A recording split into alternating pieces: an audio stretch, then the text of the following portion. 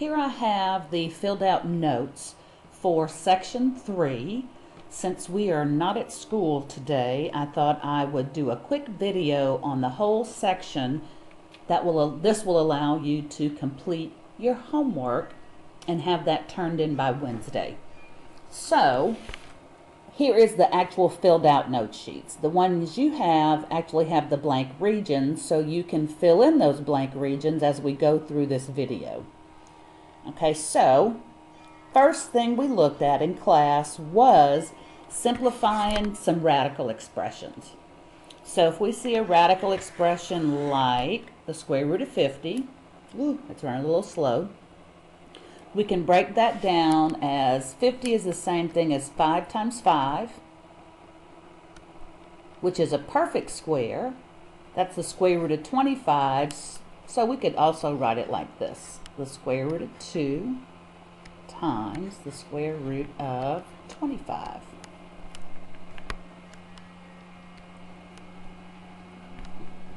And so the 2 stays under the radical. We see that.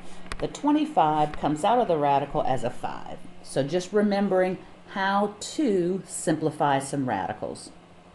We also talked about rationalizing the denominator.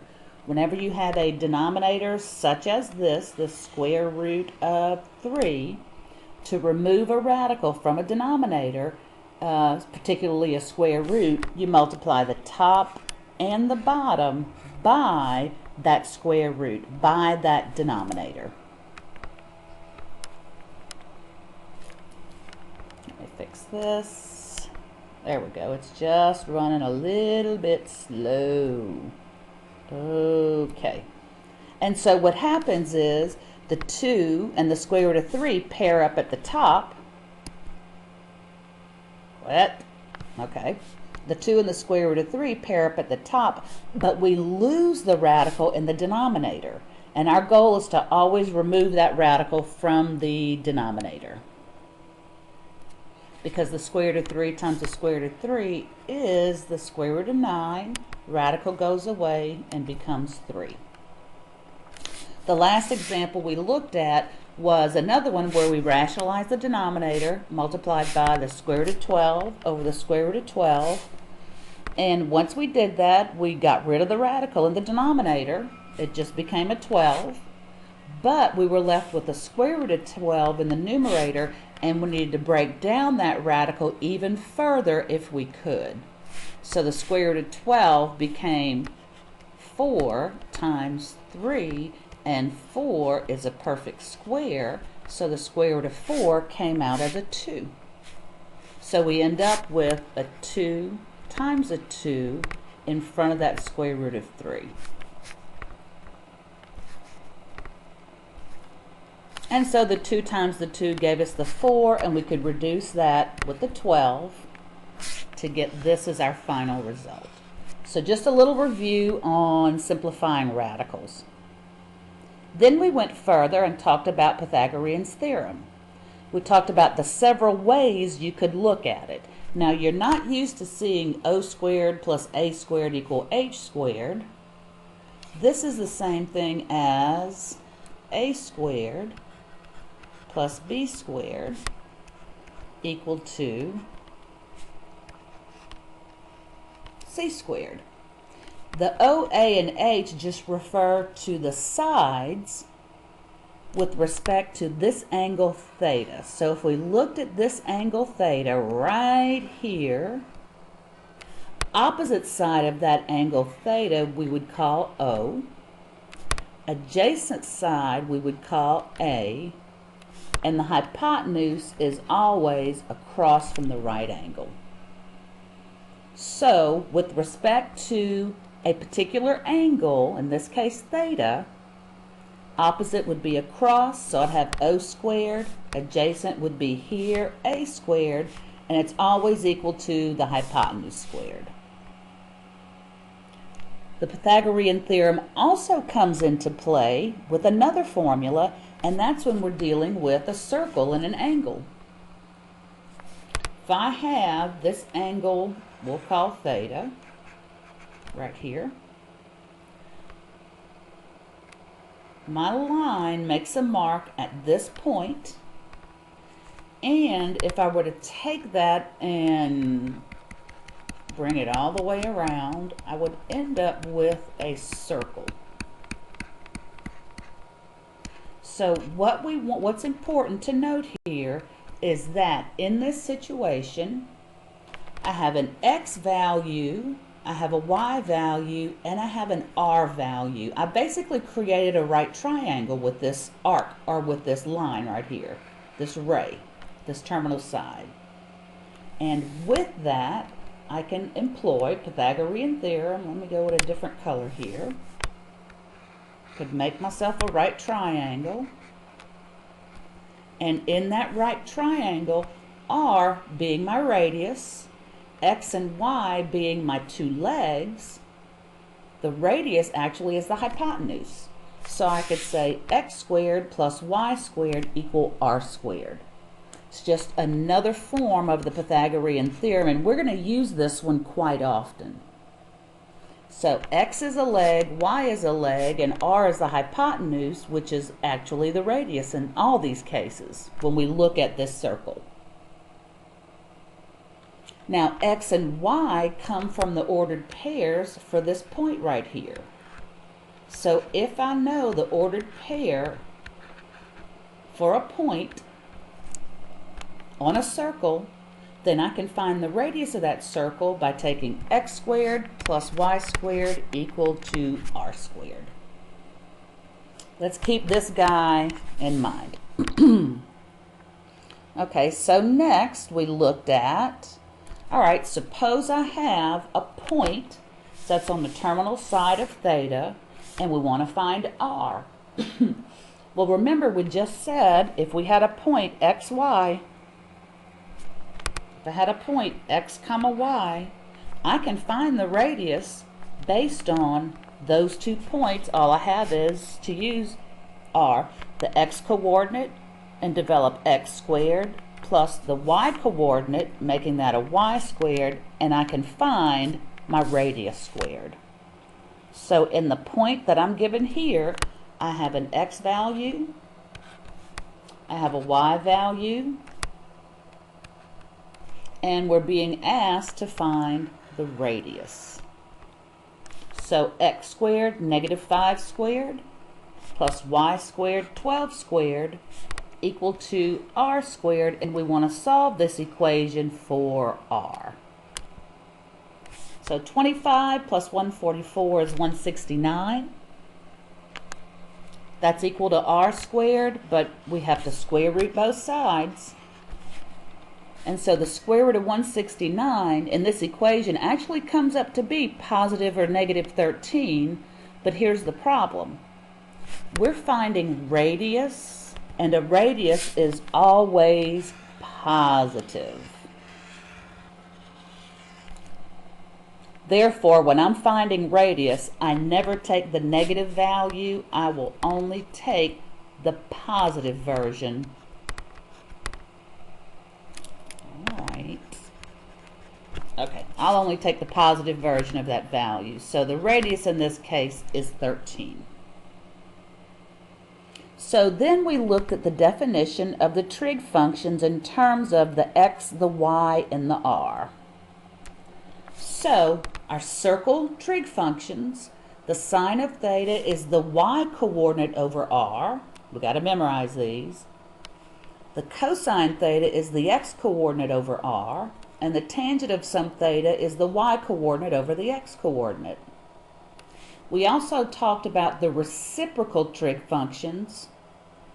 Cosecant is the reciprocal of sine, so we just take the sine and flip it, and we get r over y. Secant is the reciprocal of cosine. Since cosine is x over r, secant is going to be r over x. And then finally, tangent is defined as the y coordinate of the x coordinate. His reciprocal is cotangent, and I get x over y. I need to know these definitions in order to find some trig functions. So now let's employ the x squared plus y squared equal a squared. Excuse me, r squared. X squared plus y squared equal r squared in this situation. So we have a point that's on the terminal side of some angle theta, and I want to find the 6 trig functions of that angle theta. Well, this ordered pair gives me a value of x. In this case, it's -6. Gives me a value of y. In this case, it's 8. So I have an x value, I have a y value. In order to find my trig functions, I must know r because r is used in my definitions. So given an x, given a y, let's first find r. And to find it, we'll just put in our x value squared plus our y value squared, and that's equal to r squared. So in this case, r comes out to be +10, and remember your r is always positive. Well, once you have x, y, and r, it's pretty darn easy to set up your trig functions because the sine is y over r, cosine is x over r, and so on. So I can set up my 6 trig functions using these values. So sine is y over r, -8/10, and we reduce it. Cosine is x over r, so it's -6/10. Reduce that. And finally, tangent is y over x, -8/6. And again, we want to reduce.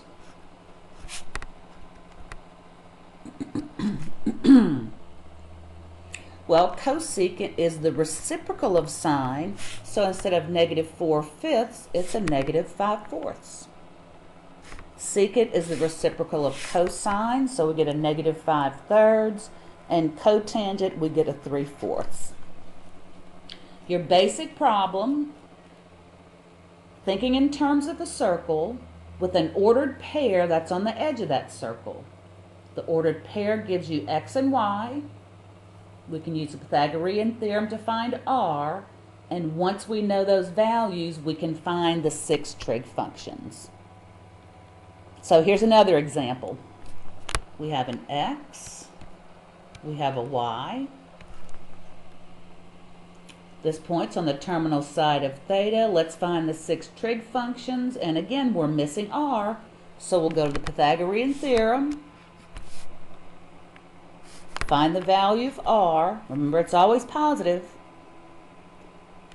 That value of r will now complete our triplet, basically, for finding our sine, cosine, tangent, all of our trig functions. So, let's put all these actors into play. The sine is y over r, so square root of 2 over the square root of 3. Cosine is x over r, 1 over the square root of 3. And tangent is what? Y over x, square root of 2 over 1, which is just the square root of 2. Now, what we see come into play here is what we did at the very beginning, which is we need to rationalize these denominators. I never want a radical in my denominator. So I have to rationalize this first one by multiplying by the square root of 3 over the square root of 3. I have to rationalize the second one by multiplying it by the square root of 3 over the square root of 3. Oops, that didn't come out so nice.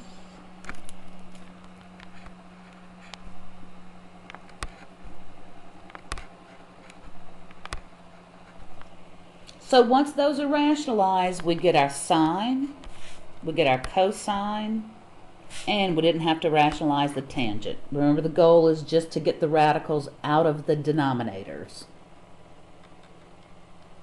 Well, now we can do the reciprocals. reciprocal of, our cosecant is the reciprocal of sine. So if I take this sine right here, and I'm going to actually use the first setup of my sine here, take him, flip him over, get a reciprocal. I've got now my cosecant. But it has a radical in the bottom as well, so it needs to be rationalized with the square root of 2 over the square root of 2. We can take cosine, which is 1 over the square root of 3. We can take him, flip him over, and get our secant. Well, that's nice because there's no radical left in the denominator. And finally, I need to flip my tangent over to be able to get my cotangent. And when I flip that one over, I do get a radical in the denominator, which means I have got to do one more rationalization.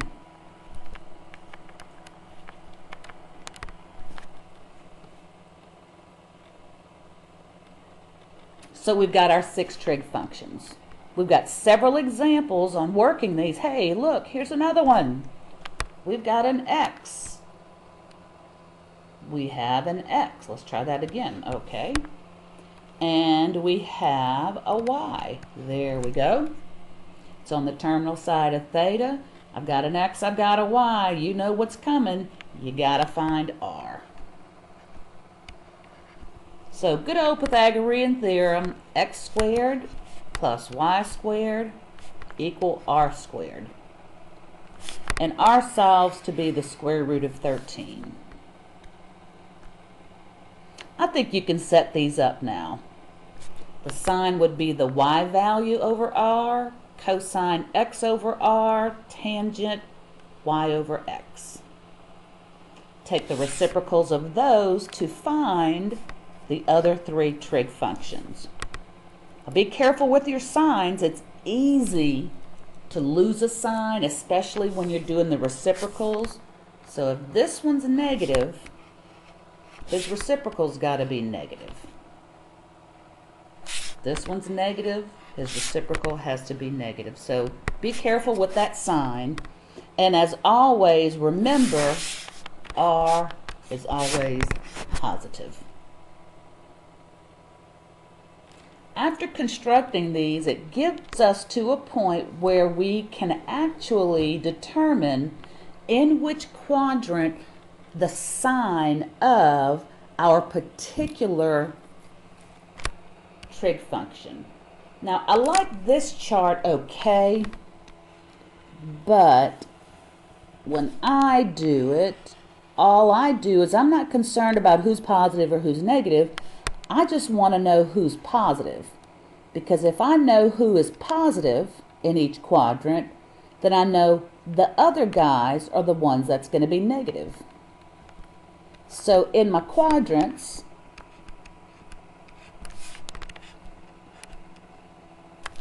well, again, this thing is running behind, so it's lagging, which is causing a little issue, but let's see.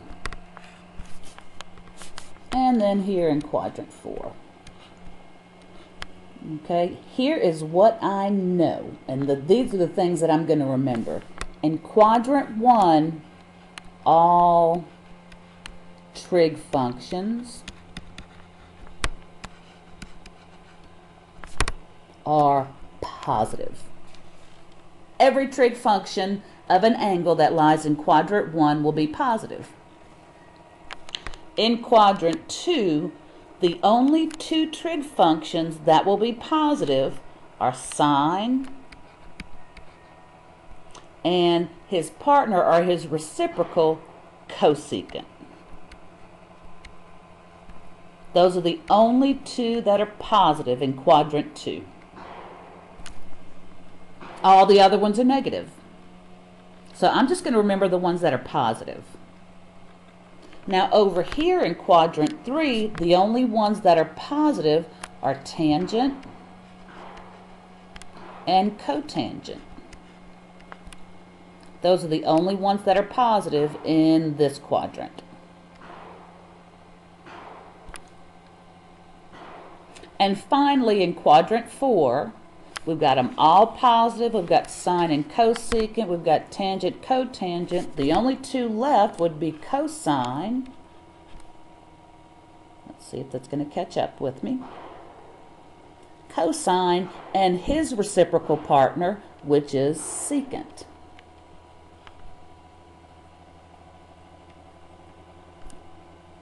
Those are the only two trig functions that are positive in quadrant 4.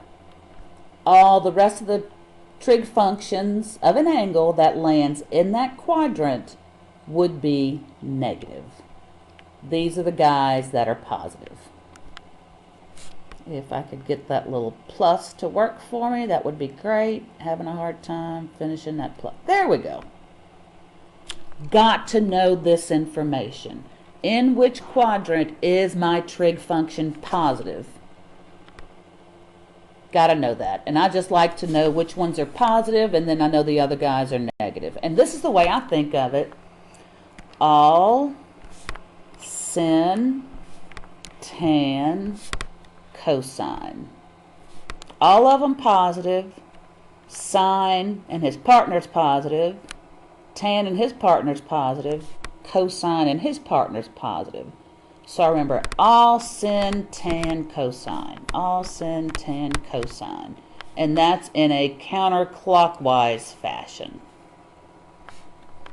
So think about that, and let's see if we can determine which quadrant our angle lies in if we have some conditions.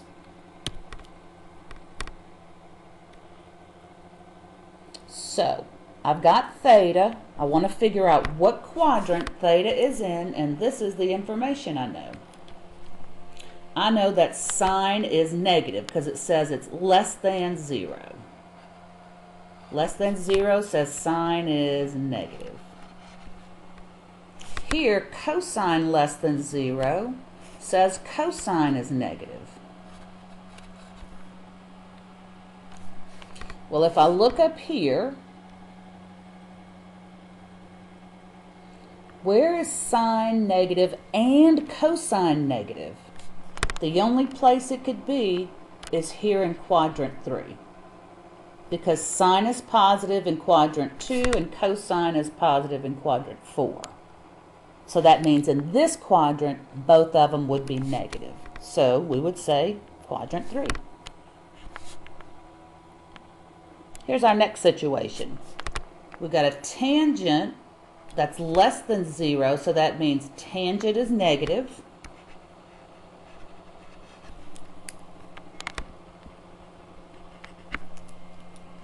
And we've got cosine is positive. So when is cosine positive? Well, I know cosine is positive here and here. But when is cosine positive and tangent negative? It's got to be here in quadrant 4. Because tangent would be negative in quadrant 4 because it's only positive in quadrant 3. So that gives us quadrant 4. So these are sort of like puzzles based on those quadrants. So suppose I have a theta and it's a negative 232. What quadrant is that in?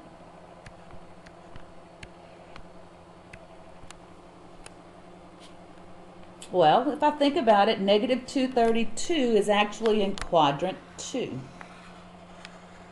So if I wanted to find the cosine of negative 232, I would be dealing with its value in quadrant 2, or its terminal side in quadrant 2. And so if I think of quadrant 2, is cosine positive or negative in quadrant 2? It would be negative.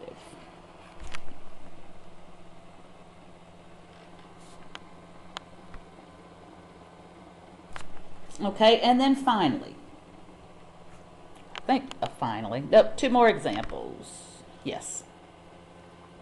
So here's a situation.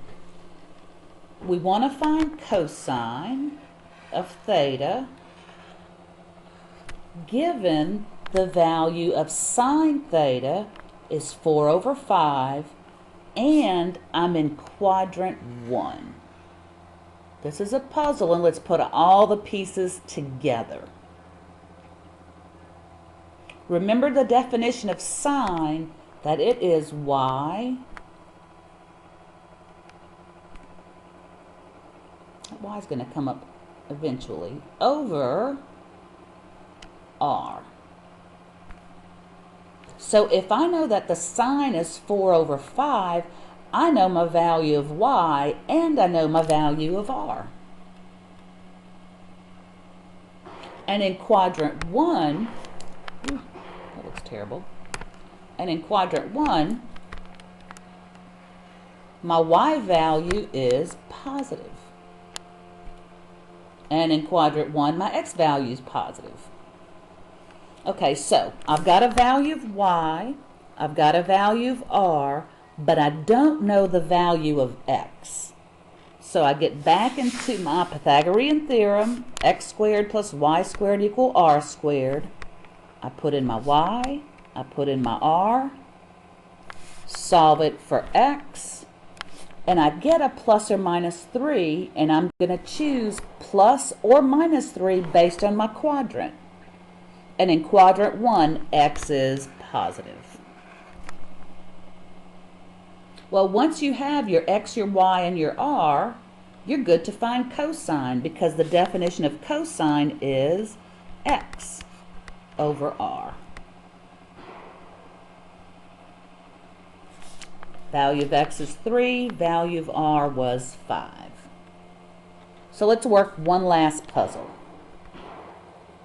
I want to find cotangent if I know that cosine is a negative 12 over 13, and remember cosine is x over r, and I'm in quadrant 3. In quadrant 3, x is obviously negative. It's a negative 12. So I've got an x, I've got an r, and if I'm in quadrant 3, my y value is going to be negative, and it turns up to be a negative 5, but I go back to the Pythagorean Theorem. Negative 12 squared plus y squared equal 13 squared, plugging in my x and my y, my x and my r.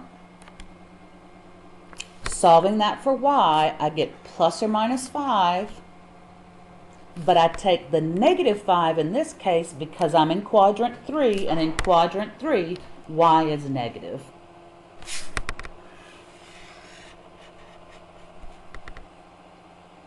So now that I have x, y, r, what's the definition of cotangent? Well, if I go back and look, the definition of cotangent is x over y. Well, x is a negative 12 and y is a negative 5, and negative divided by negative is positive. So that's why we get a positive 12/5 as our cotangent of theta. This should help you finish up your note sheets and complete your homework. So I want you to complete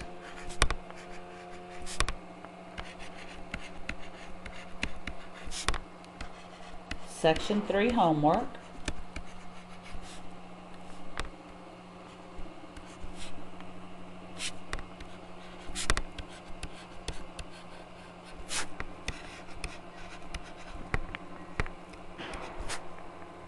Sorry about this lagging, it really is kind of nasty. For Wednesday.